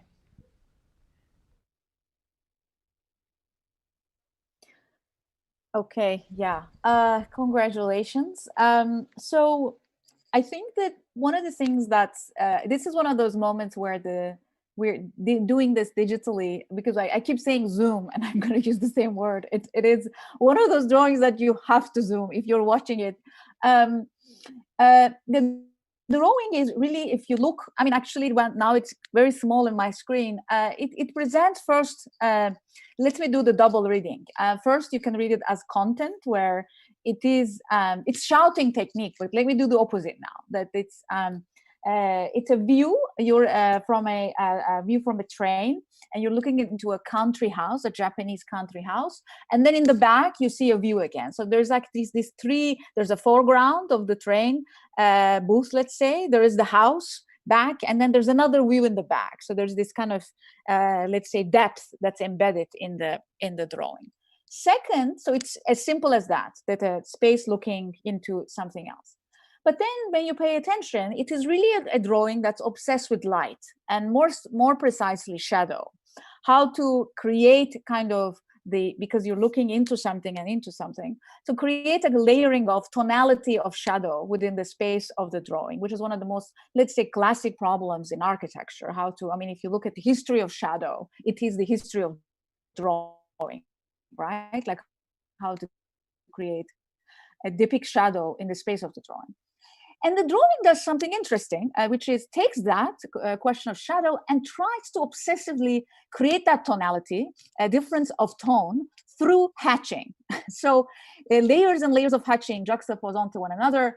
That's what I mean by zooming. It's not zooming in the sense of the zoom space, but literally zooming into the drawing. That you realize that every inch, every moment in this drawing is hatched, a kind of compilation of lines on top of each other to create that depth, let's say, of shadow. So that if there are more lines, it's darker, but there's also different kinds of hatches. It's not the same kind of hatch. So what's interesting then is we're presented with this technique of tonality or tonality in the drawing, because tone is usually, when I say tone, it doesn't really connote lines, right? Tone is usually something we say color, shading. That's always associated with a kind of density of color. Here it's done through something absurd in that sense, which is line, creating tone through line. And we commended, I thought, as jurors, we thought that that kind of obsession with the techniques was fascinating. And also drawing us, kind of, let's say, pushing us to pay attention to the drawing, right? That's one of the most fascinating parts of this drawing for me, that it is forcing me to look in and pay much more attention and look and go in, and saying that there's sometimes big things are hidden in subtleties. Big questions, controversies might be hidden in subtleties. So we want to comment on there. And even in the text of the drawing, the author talks about candle. There's actually a candle in the drawing, and the candle is there because it actually also projects a different kind of shadow. So the author is thinking about different layers on kinds of shadow that are actually light conditions within the space of the drawing. So I commend the author and congratulate the author for the work. Great work. Great, thank you, Neyran. Frank or Anna? I have no idea how to follow that. I thought that was very beautifully put, and so I won't ruin it by talking too much, but I'll just say it sort of reminds me of the conversation we had earlier, where there's this sort of frenzy, if one looks very close, frenzy of line through this hatch pattern. And it kind of reminds me of your comment as well, Josh, that if we sort of map this onto our current existence, perhaps we can say, this may be a stretch, but perhaps we can say that within this kind of frenzy, all the stuff that it takes to ultimately make this extraordinarily peaceful and calm space itself. So that's all buried underneath that space. And kind of restraint that the author used here, I was super impressed by. It's just a singular space, and it's a peaceful place. And I just thought that was quite beautiful. So congratulations. Yeah, as Frank has just mentioned, Neyran did such a wonderful description of the reasons why we love this work so much. So I hardly can say anything else, or it's better not to say anything else, as Frank was saying. Yeah, I think that we were all fascinated by this piece, and through look into the works, not only about this one, but many others, one just wonders, wonder what was the excuse to produce this drawing, what initiated the drawing. And I would love to hear about this particular story, which is a story behind this particular drawing, and how was that initiated. Congratulations to the author. The ability to tell a story through this image, I think, is quite a compelling point, just through the texture and the craft, but then the layers that each of you are speaking of, and the way that it unfolds that narrative is really quite stunning. And the balance between the complexity and the simplicity is quite detailed, quite nuanced. Georgine, congratulations. Usually at this time each year, we would be able to offer an award for one of the real staples of KRob, the Richard B. Ferrier Award for Best Physical Delineation. Unfortunately, due to COVID protocols, we're not able to accept physical deliveries at the Dallas AdX office. So we're not able to actually offer a Richard B. Ferrier Award for physical delineation tonight. But we want to actually mention that we have not forgotten about this category. We have not given up on it. This is just a year that we aren't able to do that, and we look forward to doing that again in the future. And we want to express our appreciation and the long-running success of those physical deliveries and the gallery that they turn this office into each year. Luckily for us, we still do have 3 awards to offer. These awards are actually juror citations. And the way that this goes is each category is voted on, and the jurors agree on the winner for that category. But then amongst all of the entries, each juror gets to pick one image, one piece from any category that they get to personally attach a juror citation to. And we'd like to start with Anna's juror citation. And her juror citation goes to Christy Au from the University of Michigan. Anna, would you like to talk about this one? Yeah, I think it's important to mention that we gave the awards and citations. I think that I deeply appreciate this work, but I know that my colleagues also did, and we all value very much the capacity of understanding the technique, the digital technique. We were talking before about how digital techniques tools allow us to envision different realities in an easier manner. But in this particular piece of work, you'll see how this capacity of not only envisioning different worlds, but colliding different realities at the same time that happens. But we also talk about, we value this work a lot in relation as well about the idea of hyperrealism. So digital techniques and digital tools allows us to very easily achieve an hyperrealism. What would allow us to think about this image as, as closest to reality as possible. But despite being hyperrealist, so just take zoom in into that drawing and just take a look to the water that is on the table and that reflects the scene around it. Despite that, it does not picture a complete, reality, but it shows its criticality and its position through the juxtaposition of these different walls all together. The use also of this triptych format that it's almost religious. It recalls to certain religious art pieces. Also talks about this narrative that not only collides realities within one image, but position different scenes of the same scene, one next to the other, allowing the dialogue among them. Congratulations to the author. Thank you, Ana. While these are juror citations and they primarily are offered by one juror, I do want to open it up to Frank or to Neyran if you have something to quickly say about this entry as well.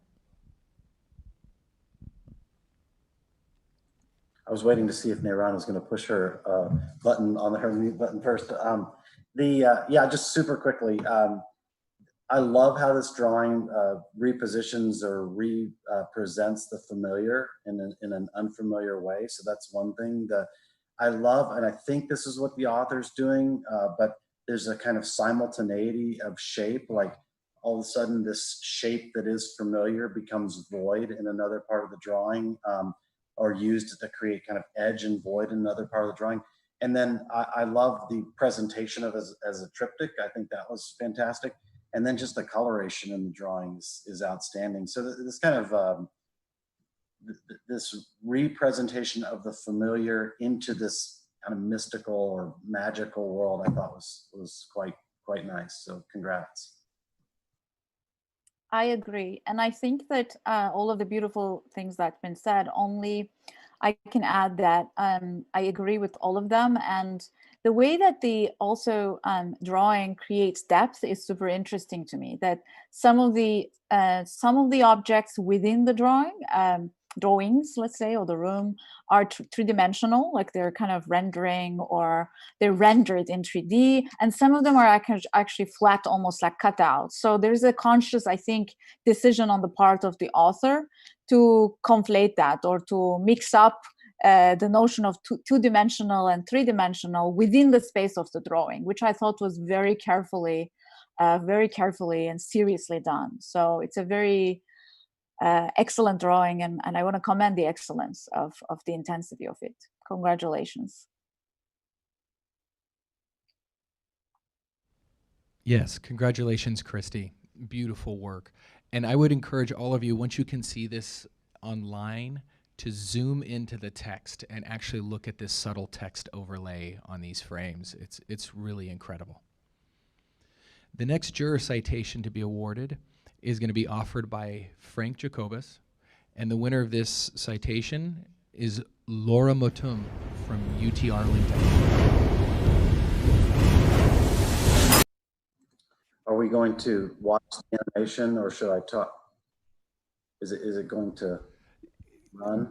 Thank you. Good point. Let's watch the animation, and then you jump in right after. Okay.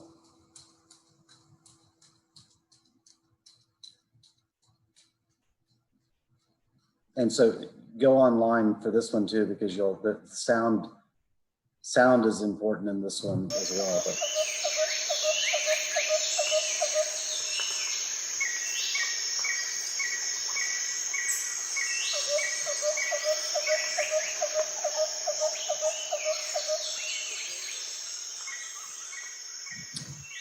So I would just say that this one absolutely blew me away. When I watched it, I just thought the message was so clear, so simple. Simple is a complicated word, but simple in all the right ways. Very direct message, very powerful. It's basically imagining either a world where we had chosen to do something else or chosen to exist in a different way, or imagining a world without us, a world after us, and a reclaiming of this land. And so the sound plays into this too, because you kind of hear the sound of these of the oil industry in this area, and then you begin to hear the natural sounds that begin to overtake that sound of the oil industry. So one idea followed all the way through, I thought was amazing. And then because of that, there's not a huge amount going on, right? There's that one major idea that's followed all the way through, and to me, that was just extraordinarily powerful. So congratulations to that the student here. Neyran or Anna? I can jump in. I thought that I totally agree with Frank, and we like this piece a lot. Again, like when we think about, we talked about, Anna was referring to that earlier, the animation, let's say that the technique of animation within the, space of this competition, right? When you look at the entries, how do we think about that? And this piece definitely takes the animatedness of, let's say, time, right? Literally, to depict one scene, one plan, in this case, oil. There's obviously a kind of environmental kind of connotations, and then kind of imagining the temporality of life and space, and it is very direct and very again simple in the way, in positive ways, but in a kind of, I want us to talk about that further, that it is very direct, clear, but and the notion of dystopic, right? Like, is this dystopia is not always, sometimes very, how do you say, like this drawing looks very simple, whatever, but it's very dystopic. So it's not that as a juror, as a group, we were drawn into happy endings. I don't think that, like, I would say that this, what's depicted here is complicated, right? The right word is probably that.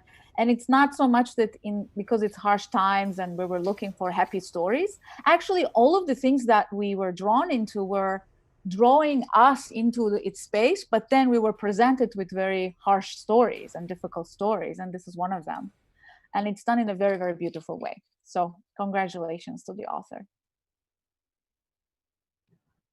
I'm going to follow up a little bit what previously mentioned. I think that also what we value a lot about this piece is the relation with time, precisely. And it recalls, the first cinemas and the first techniques to work with time as a magical tool. So the action of speeding, for instance, or rewinding some action, and suddenly a person can move faster, or just, go in a way that physically speaking it would be impossible, right? So suddenly the use of the technique as a tool to generate realities by changing its time that wouldn't be there otherwise.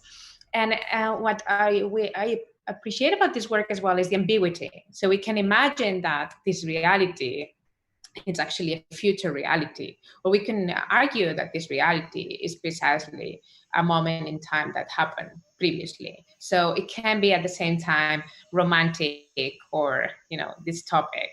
And this capacity of being ambiguous, it's extremely delicate. And as Frank was mentioning, through apparently very simple, being a very simple piece, while we know that sometimes simplicity, in order to achieve simplicity, it demands a high technique and excellence. Congratulations to the author. It's interesting to hear back to back one juror describe this as complex and the other juror to describe this as simple. And I think what's really interesting and compelling about this piece is through simple means a complex message is actually communicated, that there are multiple layers of meaning and of value in this, and yet it's very simply and clearly communicated.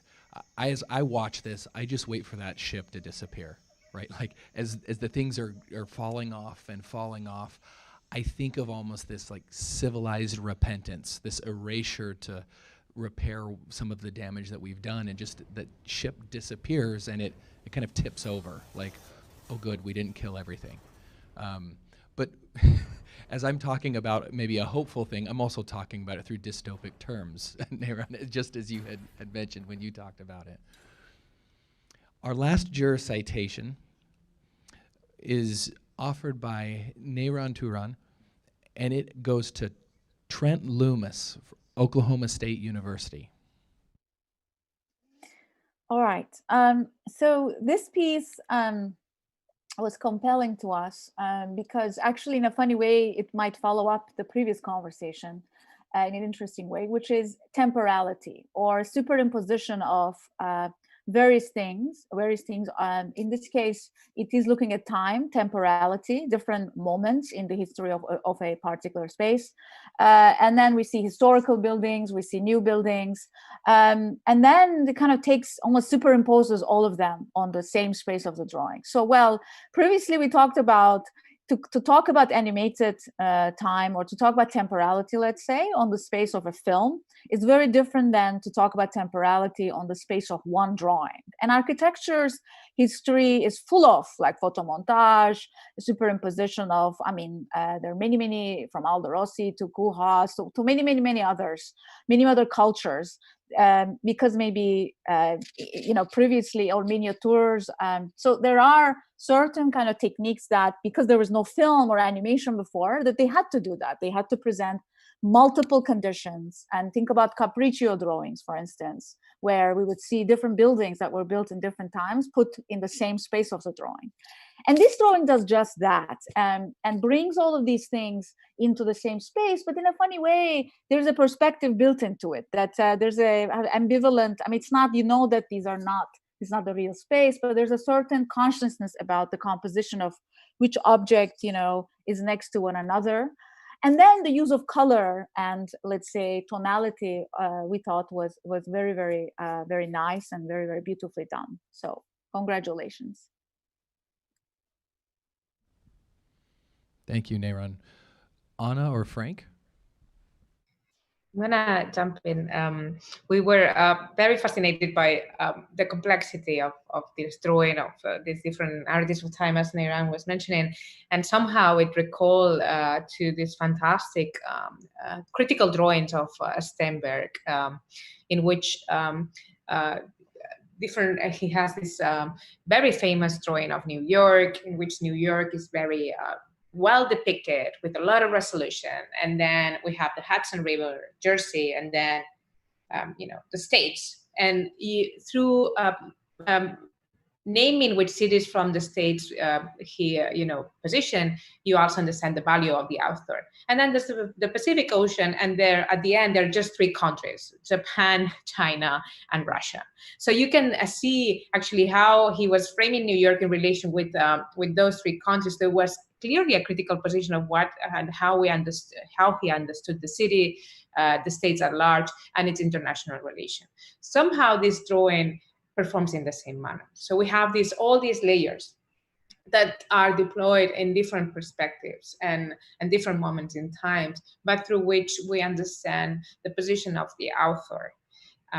Congratulations.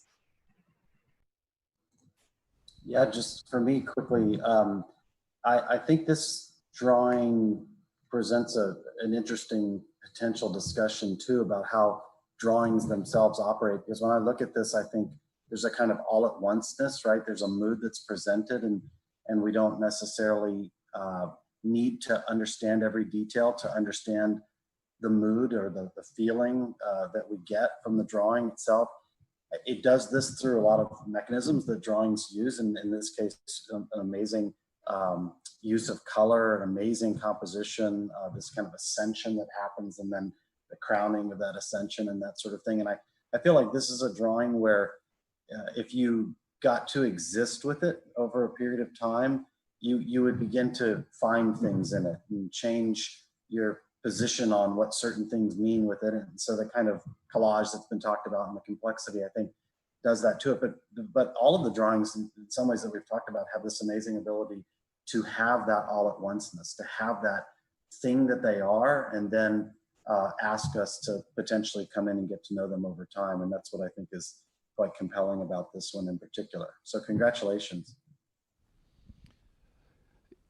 Yes, congratulations to Trent. This piece is incredible, Frank, and I think this term you use, all at onceness, you might want to trademark that or something. There is this moment that you're in multiple places and multiple times all at once in a drawing. And it's really only drawing that allows you to inhabit that many places and times at once. And there's something really, really incredible about the timeliness and the timelessness of a drawing like this. And I think that really speaks to its craft and quality. As a recap, I want to congratulate and thank Sergey, Gay, Roland, Manuel, Gary, Georgine, Christy, Laura, and Trent, our winners of the awards tonight. And I will say that, as you can tell by looking at these drawings from home, the work is incredible. Each of these pieces are absolutely deserving of these awards and even more recognition. There will be an exhibit of this work online, and we encourage you all to visit that exhibit as it comes out and to look through the work. But you'll also see that there are many other wonderful pieces that are finalists that are going to be in part of that exhibit as well and available for you to look at. And each of the jurors, as we went through and we looked at all of the finalists and all of the award winners, they each picked out another piece that they wanted to actually show as an honorable mention, so to speak. These works of incredibly high quality that just did not quite make these awards, but they wanted to recognize because of their tremendous work. And so I want to open this up to you three jurors if you want to say anything about these slides, but we want to now just take a moment to look at and to recognize these honorable mentions.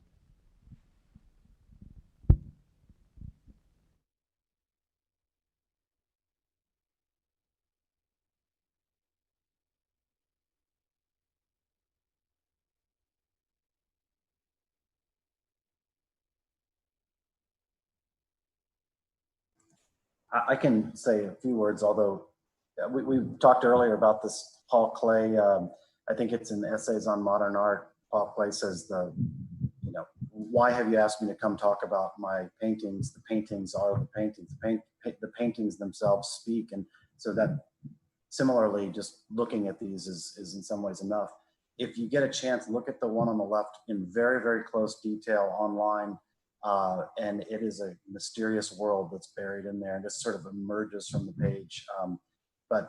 And then generally, I'll say, I know these aren't closing comments, but really just blown away by the work. It really was, as Josh has said, it was a tough competition to judge in many ways because there's just so much good stuff. And so I would just be proud if I were a finalist in this, I'd be proud and just know that you've inspired me a lot in terms of just looking at this wide array of work and knowing that there's so much good stuff going on out there. That was just thrilling to see. So yeah, look at all of these things closely if you can online. They're quite stunning.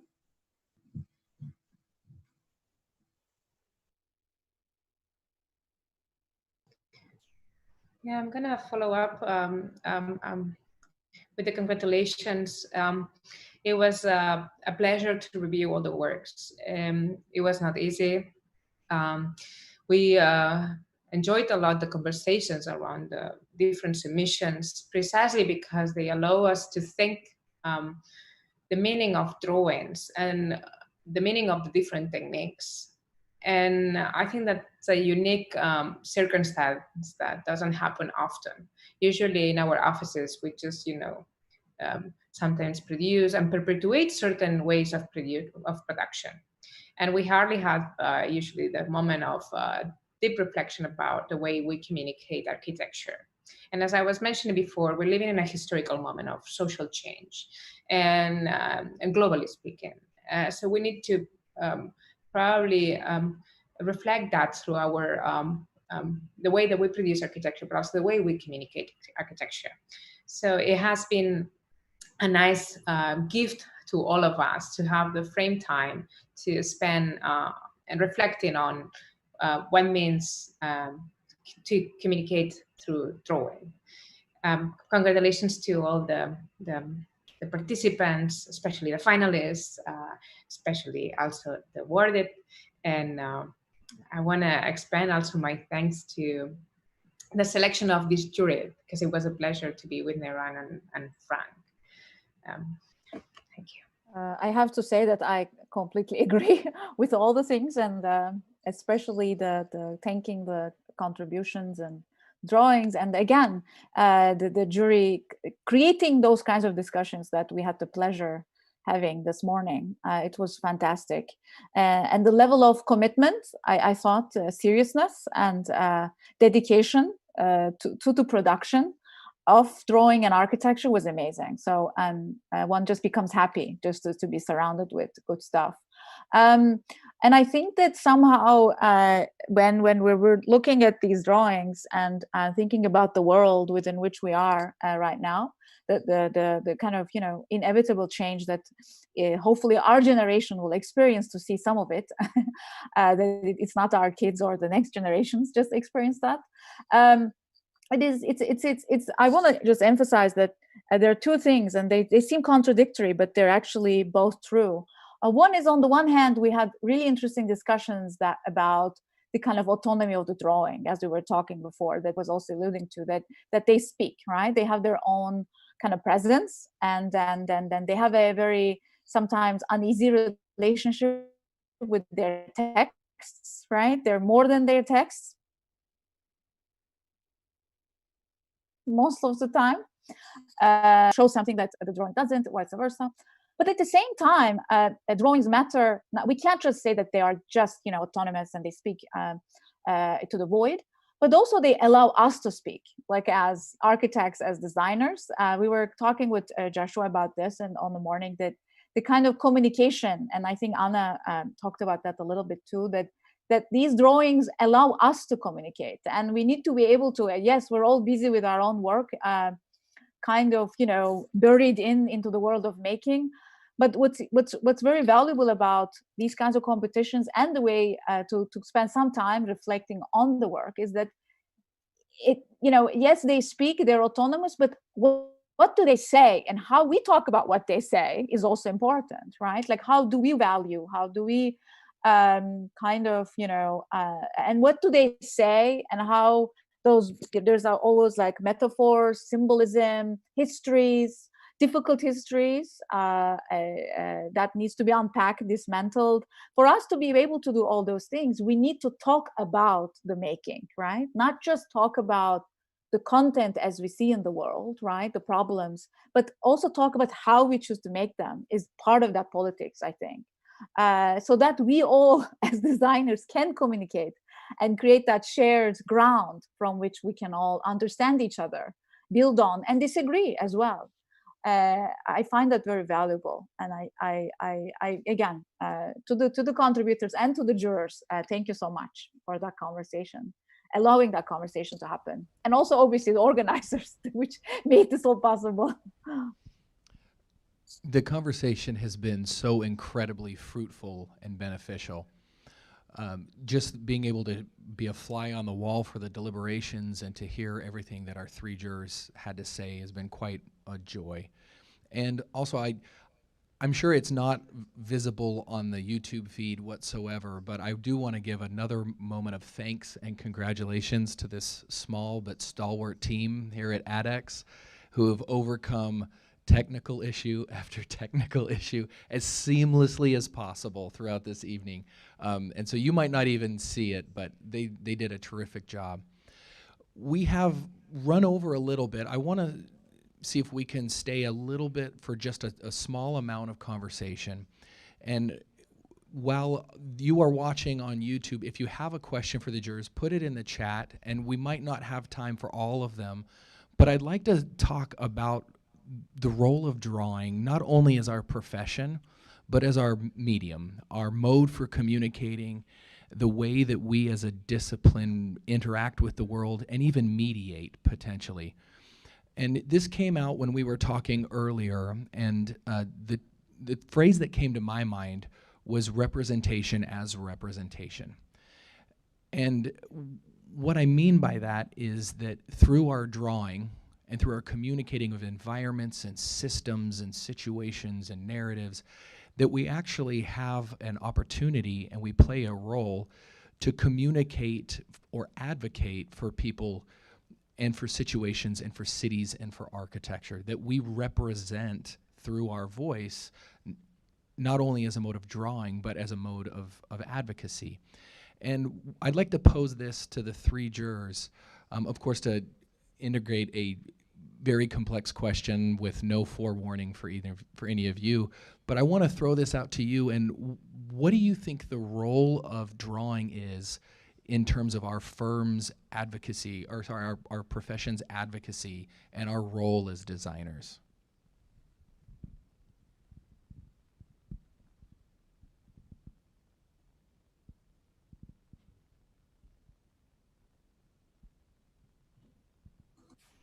You immediately want us to wrestle a bear, is what you're asking. And I intoxicated that bear.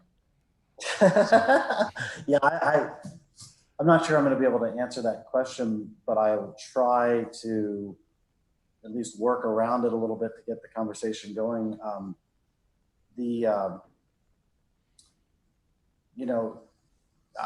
First of all, I didn't realize we were making closing comments, so I also want to say to the jurors, I had such a great time today, and I really have learned a lot too, just from hearing what has been said about the drawings, but also about these issues we're talking about. I think to Neyran's point that she was just making, I think that you've asked a question in some ways that's so multivariate and complex and situational, and that it's tough to answer without sounding like one is giving a kind of dictum about what this should be. But I can say that to me, a medium does present its own kind of language or way of thinking and way of working. So I think we all know that any way we choose to work, any tool that we choose to work with is going to adjust not only the message that we send, but it's going to adjust how we think in the world. And so, as a kind of simple example, obviously, if we gave students only clay to work with, and then we gave another group next door only chipboard to work with, or something like that, the thinking is going to be different, not just the project itself. So I think in some ways drawings present many different ways of thinking depending on the medium that we choose and that we're working with. It's not that they are the only thing and that we can't think aside from or past some of that medium, but the medium does play a role.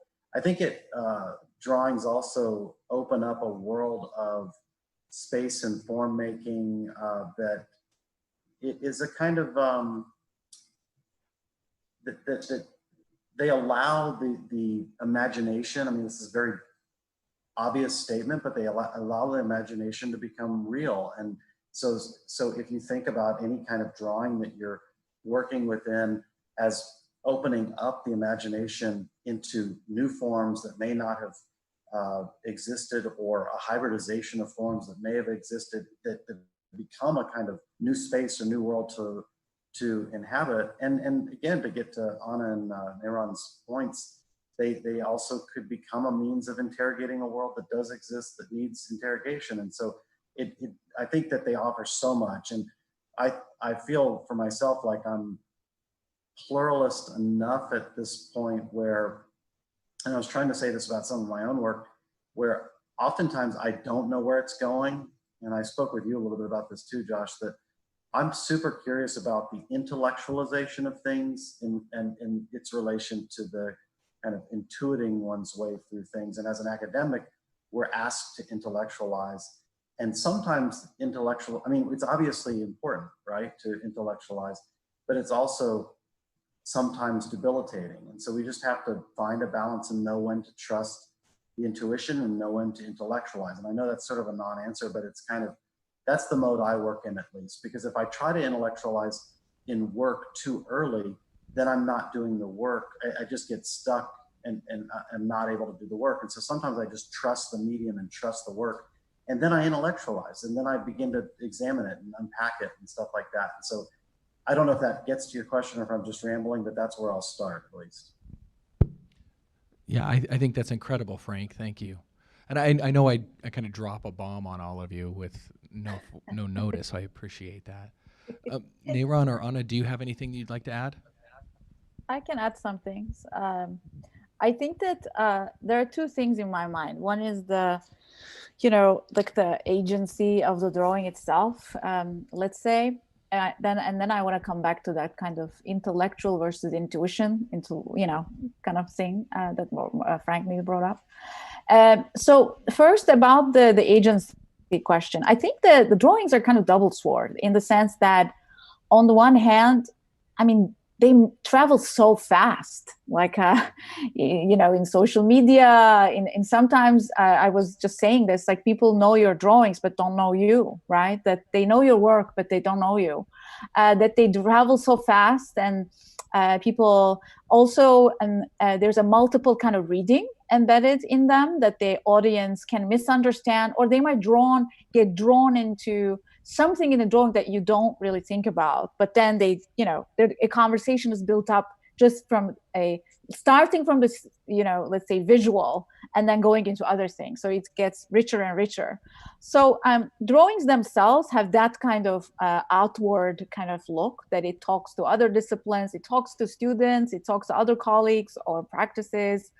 But then it's also, there's an internal thing, right, within the drawing. I mean, one's relationship to it, that we do in architecture use drawings in different ways. Sometimes they're anticipatory, meaning, we want to just, do something, design. Sometimes, as Frank was saying, we don't really know what we're doing, but we're just doing it. And then by doing it, we realize we recognize and be aware of certain things that we think about. So I think I want to go back to that kind of, they have a power and importance in the kind of communication within the discipline, that we communicate. I would argue we communicate within our discipline better through drawings and images than actually we do by talking. This comment doesn't go to the juror discussions, because I thought we were communicating really well verbally with one another, but I'm saying it as a positive thing, that we have much more power to kind of capitalize on the kind of skills and the abilities we have and the training we get, right, when we're architects, and to be able to use that in a way that we can create shared comments, shared kind of, let's say, concerns and anxieties. And those things don't have to be always about just problems in the world, which, I mean, I'm interested in writing about them, climate change, but it can also sometimes be something that's hyper, about technique, right? A kind of shared concern about how to draw shadows can be a very valid topic of discussion. And coming back to what Frank was saying about this kind of, thinking, let's say, and making dialectic. I was in a kind of talk a couple of weeks ago, and somebody was saying, how do you write about what you do? And people sometimes assume that, we just write and then we draw, which is, I would argue, very rare. I actually think that it's always the opposite, where there's a kind of a, let's say, kind of contradiction, or let's say kind of battle, a kind of tension between the way we make things and then we write about them. And I personally get much more excited when something, let's say I thought about something and make it, and in the kind of discovery or the experience of making it, if I discover something in my thinking, then it's exciting. But if I'm kind of, let's say, visualizing, illustrating what I'm thinking, and if that's making, I don't think that's making, that's something else. So students always ask that too and think about that too, but I think that tension, we should embrace that tension, meaning writing is very different than making, and we should just accept it and then go to the kind of extremes of both worlds and enjoy that tension rather than try to package it as, a homogeneous, a perfect, ideal, collaboration. It's not. And I kind of think it's helpful for us to talk about that tension or those tensions. You're almost describing this as a playground, that there's this tension, this activity, but that we should enjoy it. We should be engaged in that.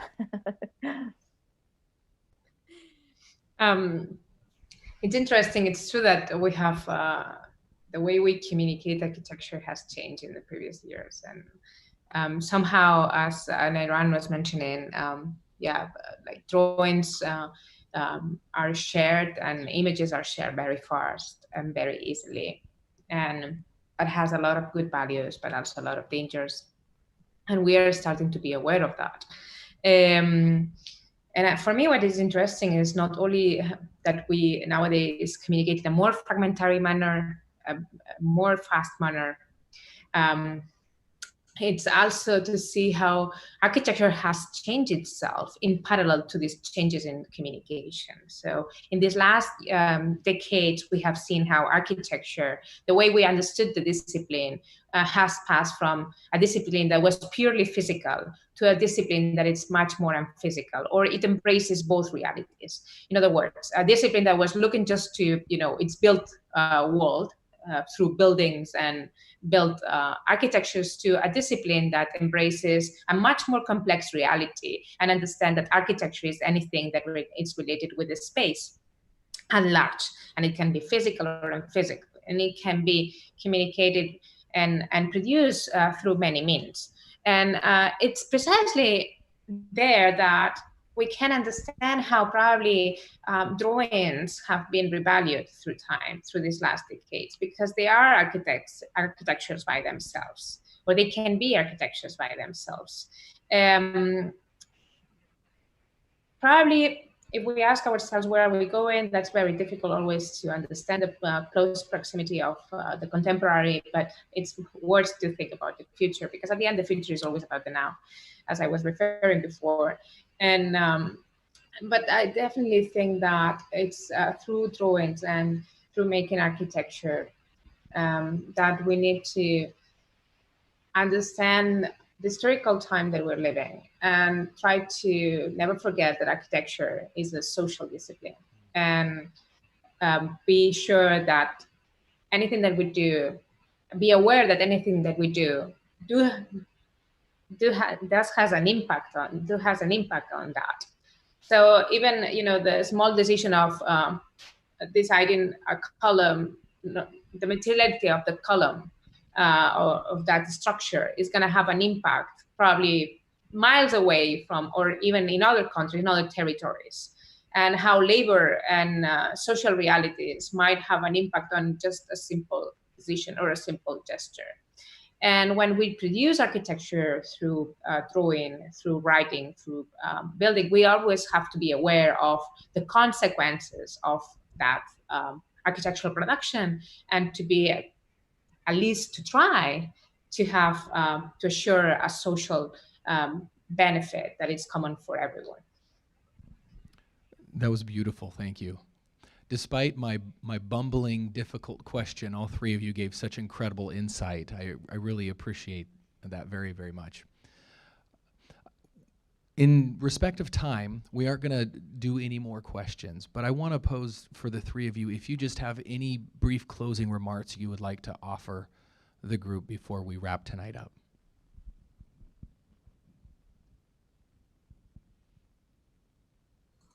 I'll start, but I'm going to probably just repeat myself here, because I would say that, number one, we need more of this, right? The world that we're in right now needs more events like this, needs more discussions like this, and so I just had such an amazing experience, and like I said, was inspired. As I was reviewing the drawings, I was showing my wife, like, look at this drawing. Oh my God, look at this one. Look at this one. And so just one after the other, I was just so amazed at what was going on. So congrats to all of the participants. And again, to just restate, I know I've said it a couple times, but first of all, thanks to the KRob jury, and thanks to you, Josh, and all the people that put this together. There's a lot that goes on behind the scenes to make to make this work, and to make it work so effectively.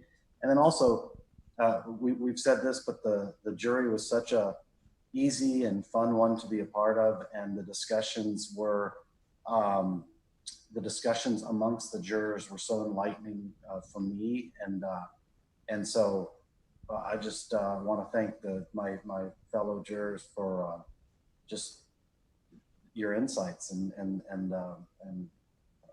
the wonderful spirited discussion that we had today. So thanks a lot. Appreciate it. Appreciate the invite. I'm gonna just in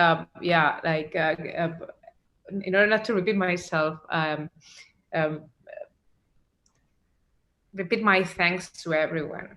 But I'm gonna ask creative people of the world, be positive, as I mentioned before, and keep producing, because thanks to your production, we are able to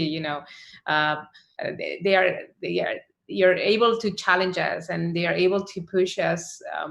The work is able to push us, not only personally speaking, but the discipline at large. So I think that awards as this one, as Frank mentioned, are very important to value that production and to make and to turn it visible. So to be able to have access to that, it's very it's a gift. So thank you for the invitation, and congratulations to everyone. I think we were self-reflecting to the process, to the jury, to the work so much that I think each of us feel like we're repeating, just because we've been not closing but reflecting so well and so nicely that I don't feel like I have any substantial thing to say in the end than other than what we've been discussing.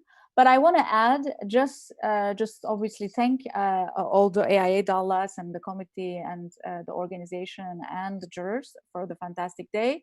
And to everyone who spent some time doing this and submitted. And I agree with Anna, like, keep up the good work. Just keep pushing. You are the ones like who will, take the discipline to another level. We will all together. It's not a generational thing. We're still in it. We're all doing it.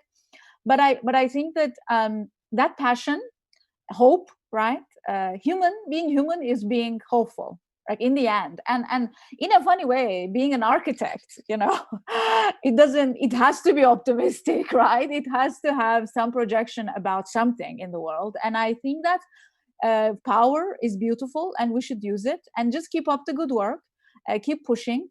And it's not really like happy or sad. I think we both know that everything is always messy and complicated, and just accept that and just be critical and happy, I think, and positive. And positive doesn't mean that you are naive and closing your eyes. It just means you're just conscious and want to just do something. And I just want to say the last word would be just keep up the work, just keep up the good work.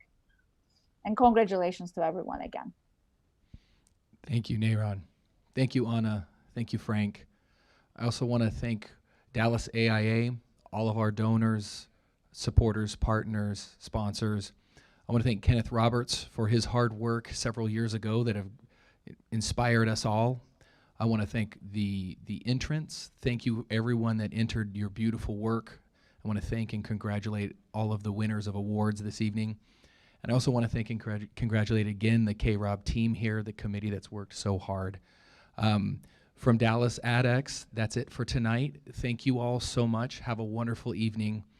And as the jurors said, keep up the good work.